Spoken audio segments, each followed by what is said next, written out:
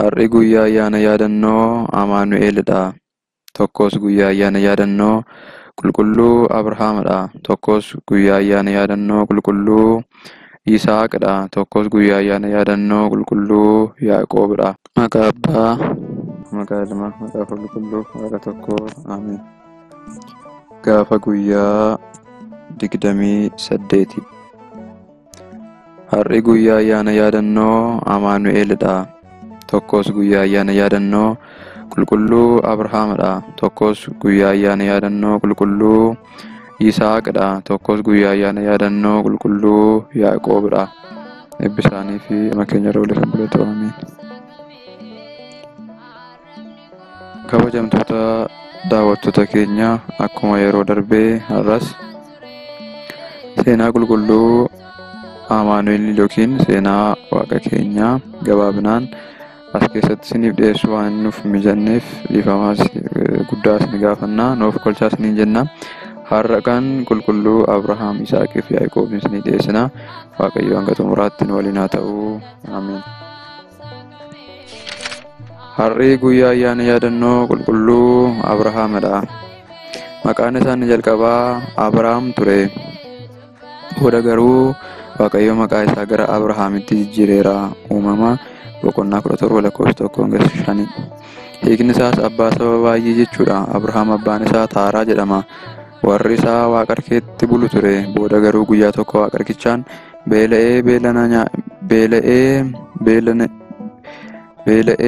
beelana nyaachisii dheebuu na baasi jedhee itti dubbate. Waaqa harkichis isan nageenye tole kunis haafuutii na sobsisi jedheeni. Innis harka namaan waan tolfamee waan ta'eef dhaga'uu hin dandeenye. Kanaanis waaqa harkee kana caccabsee Waaqayyoon barbaadutti ka'e. Uumama jiran hunda ni qorate, amala isaaniis ni ilaale. Aduu, qilleensa, duumessa hundumaa ni ilaale. Kun hundi waaqa akka hin taane ni hubate. Boodarras yaa Waaqa biiftuu uumtee natti mul'adhu jedhee kadhate. Waaqayyoos isaaf of ibse. Waaqayyo guyyaa tokko Abrahaamiin biyya kee keessaa, lammii kee keessaa fi maatii abbaa kee keessaa ba'iitii gara biyya ani sitti agarsiisuu dhaqi jedheeni. Ani saba guddaa sin godha. Sin eebbisa, maqaa kees nan guddisa, eebbifamaas ni taata. Qomoon biyya lafaa hundinuu sababa keetiif ni eebbifamu jedheeni. Seera uumamaa 12:1-6. Waaqayyos yeroo garaa garaa Abrahaamitti dubbateera. Seera uumamaa 12:1-6, seera uumamaa 12:7, seera uumamaa 13, seera uumamaa 15:1-21, seera uumamaa 17, seera uumamaa 18, seera uumamaa 22:1-18, hojii duukaa bu'ootaa 7:2-3 irratti argachuu ni dandeenya. Kanarraa Abrahaam akkuma Waaqayyo isatti dubbatee ka'ee ni adeeme. Looxis isa waliin ni adeeme. Biyya Kaaraanii yommuu ba'u nama waggaa 75 ture. Gara biyya Kanaanattis ni gale. Haati warraa isaa Saaraadha. Kana booda Abrahaam bara sanatti beelli hamaan waan tureef haadha warraa isaa fudhatee gara Masriitti deeme. Mootichi Masrii Saaraan ni jaallate. Waa'ee ishee adda baafachuuf Abrahaamin waamee gaafate. Abrahaam garuu sodaatee waan tureef obboleettii kooti jedheeni. Abrahaam sodaa irraa kan ka'e akka isa hin ajjeesneef Saaraadhaan obboleettii kooti jedheeni. Mootichis akka Saaraa bira hin geenyeef garuu Waaqayyo mootichaa fi maatii isaa ni dha'e. Saaraanis wanti tokkoyyuu osoo ishee irra hin ga'iin gara Abrahaam nagaan deebite. Mootichis Abrahaam waamee wanta akkasii maaf anarratti raawwattee? Isheen haadha warraa kee akka taate maaliif anatti hin himne jedhee Abrahaamitti dheekkame. Mootichis qabeenya tajaajiltoota Abrahaamiif Saaraa gargaaran waliin ni kenneefi. Kana booda Abrahaam dureessa ta'ee biyya Kebroon jiraachaa ture. Waan hunduu osoo guuteefii jiruu dhala waan hin qabneef jireenyi isaa kan gaddaan guutame ture. Abrahaam keessummoota simachuu baay'ee jaallata ture. Guyyaa tokkos qilxuu Mamree jala osoo taa'u keessummoonni namoota 3 ta'anii isa dura dhaabbatanii. Innis itti fiigee hamma lafa ga'utti hin qoma'eefi. Isa tokkoonis gooftaa koo ani si duratti faara tolaadhaan ilaalameera yoon ta'e ana garbicha kee bira hin darbiin mee bishaan xiqqoo isinii haa fidanii miila dhiqadhaatii muka kana jalatti haara galfadhaa jedheen. Tole jedhaniini. Innis buddeena tolchiisee dibicha qalsiisee aananii fi ittoo qopheessee isaan simateera. Isaanis haati warraa isaa Saaraan eessa akka jirtu gaafatanii keessummoota kana keessaa tokko bara geree deebi'ee nan dhufa. Saaraanis ilma ni deessi jedhe. Yeroo kana isheen diinqa keessaa wanta namni kun jedhu dhagaa waan turteef keessatti ni seeqxi ture. Sababa isheen kolfiteefis ilmi isheen deessu Yisaaq jedhamee waamama jedheeni. Akkuma jedhame Saaraan waggaa 90tti Yisaaqiin da'uu dandeesseetti. Seeromaa boqonnaa 17 lakkoofsa 21, Seeromaa boqonnaa 17, Seeromaa boqonnaa 21 lakkoofsa 1-3 irratti. Ammas barri beelaa dhufee biyya geeraraa jedhamutti galaa ta'ee jiraate baqataa jechuudha. Ammas mootiin geeraraa akkuma mooticha Masrii sana Saaraa jaallate. Waaqayyo garuu halkan abjuun mootichatti mul'atee akka Saaraan fuune sana yoo godhee argame akka isa ajjeesu itti hime. Sana irratti mootichi na'ee Saaraa deebisee Abrahaamiifis harka fuudhaa meetii 1,000 kenneeraafi. Abrahaamis mootichaa fi maatii isaa hundumaaf kadhatee fayyiseera. Abrahaam Waaqayyoon baay'ee jaallata. Jaalala Abrahaam Waaqayyoof qabu kan nu hubachiisu keessaa tokko yommuu Waaqayyo ilma kee aarsaa godhiitii naaf dhiyeessi jedheenitti tole jedhee ganamaan ka'ee qoraan aarsaaf barbaachisu falaxee dargaggoota isaa keessaa 2 ilma isaa Yisaaqiinis fudhatee harree fe'atee gara tulluu Mooriyaatti ol ba'e. Yisaaqiinis wanta qalma ta'ee dhiyaatu waan hin barreef abbaa koo abiddii fi qoraan qalmaa kunooti hoolaan qalamoo eessaree jedheeni.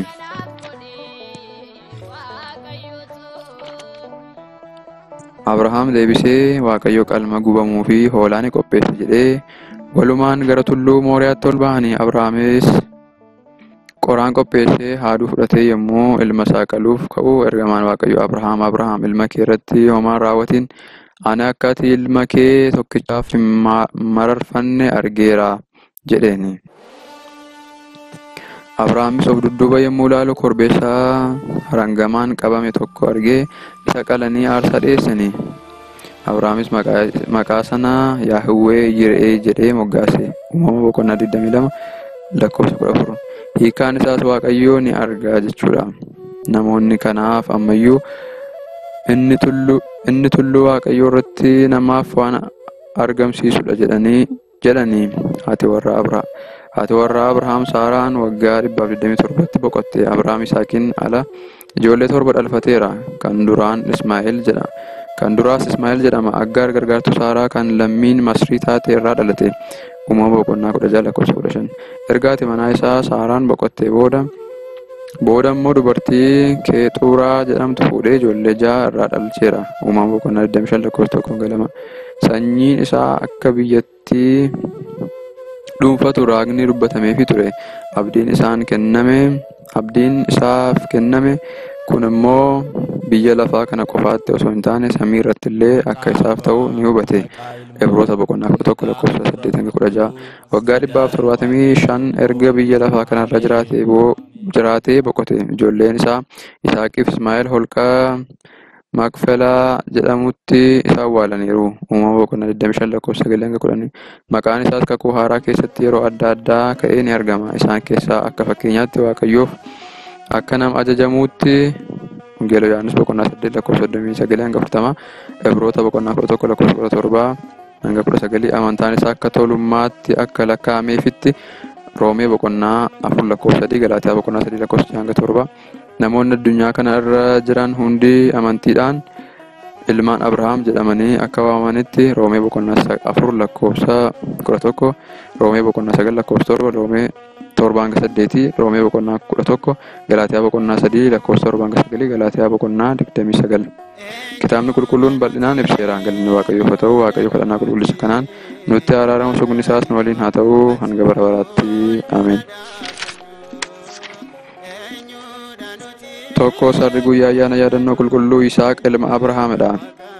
Yisaaq ilma Abrahaam kan Saaraa irraa dhalatedha. Erga Abrahaamiif sanyiin kee biyya lafaa kana ni guuta jedhamee waadaan galamee fi waggaa 25 booda dhalli isaa kan abdii abbaa isaa galmaan ga'uuf Yisaaq ni dhalate.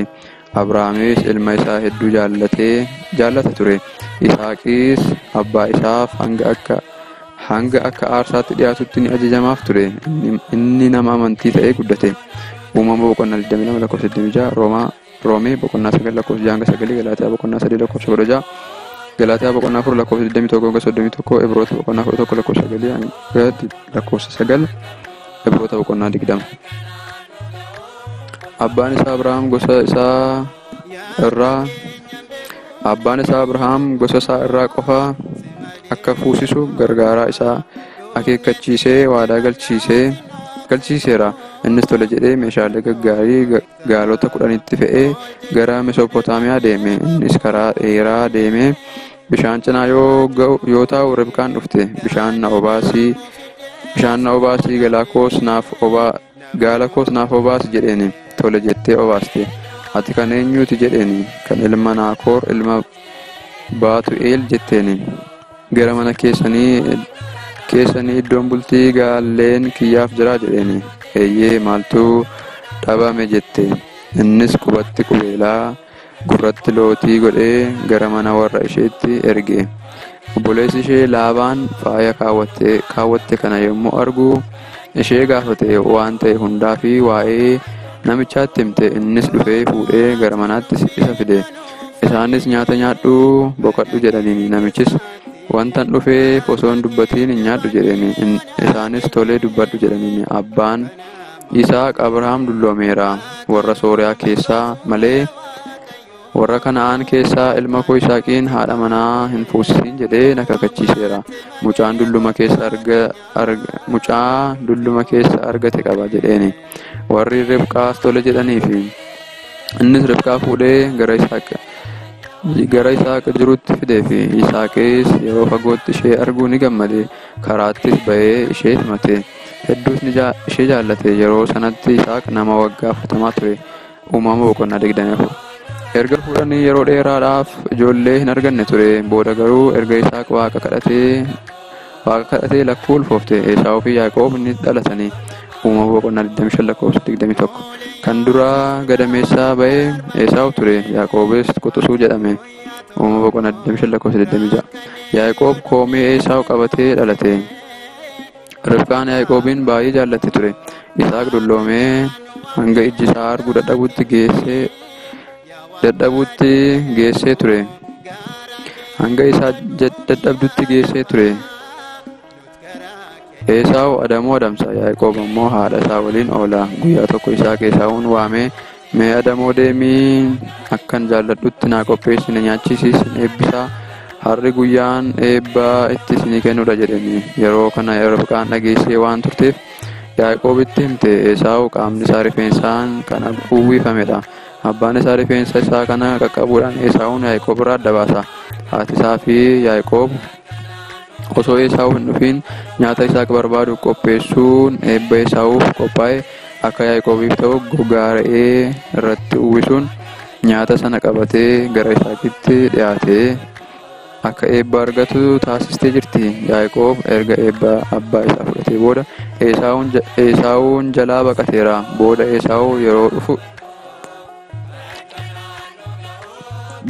Esaawu yoo dhufee Yisaaqeen na eebbisi jedhuun eebba isaa obboleessi akka jalaa fudhateetti hime. Ati garuu xiyya keetiin jiraadhu, obboleessa keetiifis ajajami jedhee ni jira. Yaaqoob akka Esaawu isa hin ajjeesneef jalaa badee gara Laabaa deemeera. Booda garuu gara isaanii yommuu deebi'u Yisaaq isaan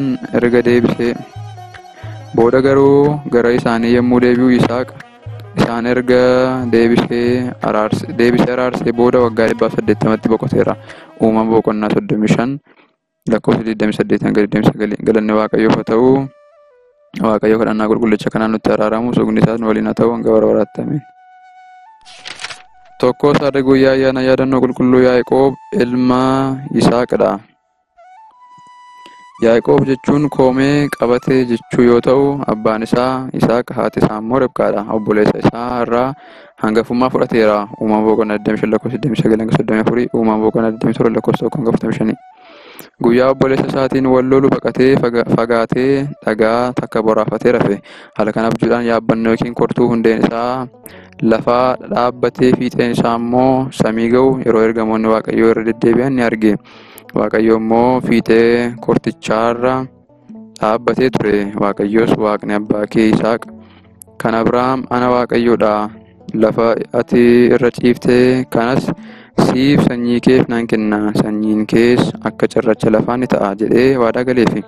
Yaaqoob ganama boroodhaan ka'ee dhagicha mataa isaa jala kaa'atee fuudhee utubaa seenaa godhee ol qajeelchee dhaabee zayita ejersaa irratti dhangalaasee maqaa iddoo sanaas Beeteel jedhee moggaase. Hiikni isaas mana Waaqayyoo jechuudha.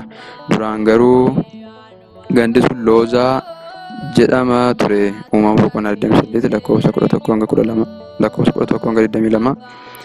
Ka'ee gara Sooriyaa gara Laabaa deeme. Laabaan obboleessa haadha isaati. Yommuu Sooriyaa ga'u Raaheel hoolota oofaa dhufte fuudhee dhungate.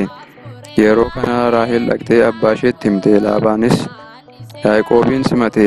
Erga ji'a tokko isa bira ture booda Laabaan fira koo yoo taates akkamiin tola na tajaajilta, miindaan kee maalidha jedhee isa gaafate. Yaaqoobis Raaheeliin natti heerumsiisii, kanaaf immoo waggaa 7 sin tajaajila jedheen. Laabaanis tolee nama biraaf hangan kennuu siif yoon kennee naa wayya jedheen. Waggaa 7 booda abbaan akkamittiin osoo hangafti jirtuu quxisuu itti heerumsiise jedhee Liyaa itti heerumsiise. Yaaqoob ganama ka'ee yoo ilaalu Raaheel miti. Sana booda waggaa 7 tajaajilee Raaheel fuudheera.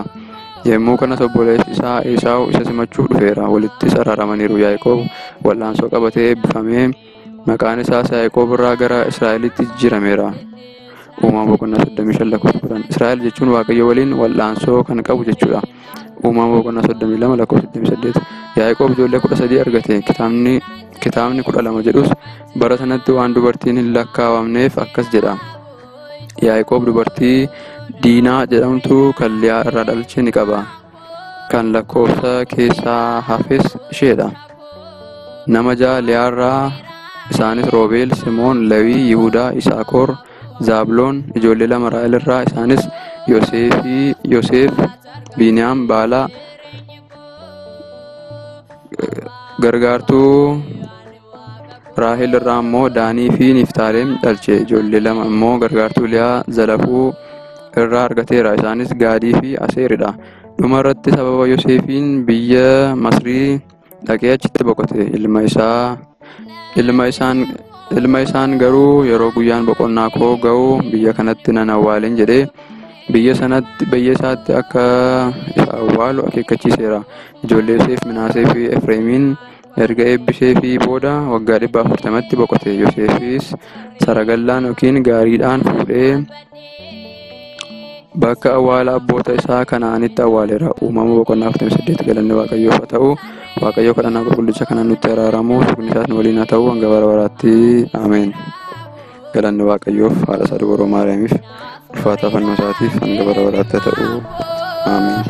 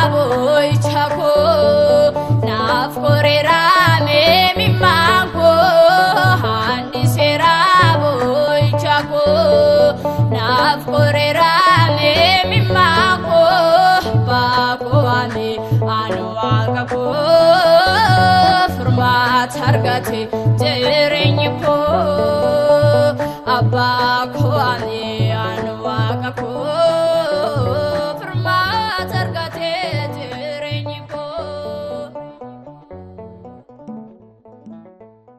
ገብርኤል ማርያም